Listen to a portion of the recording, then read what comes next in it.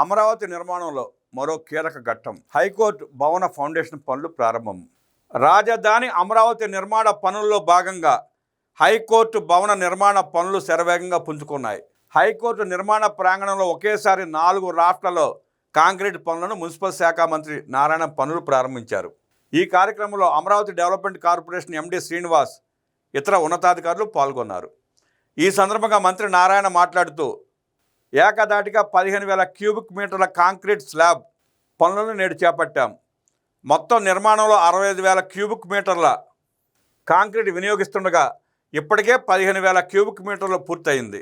నేటితో మరో 15,000 క్యూబిక్ మీటర్ల పనులు వేగంగా జరుగుతున్నాయని తెలిపారు.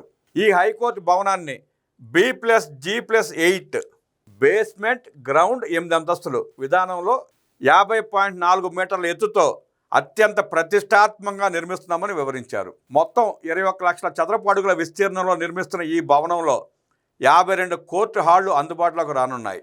నిర్మాణంలో అత్యంత కీలకమైన రాఫ్ట్ ఫౌండేషన్ పనులు పూర్తయితే మిగిలిన భవన నిర్మాణం చాలా వేగంగా కొలికి వస్తుందని మంత్రి ఆశాభావం వ్యక్తం చేశారు.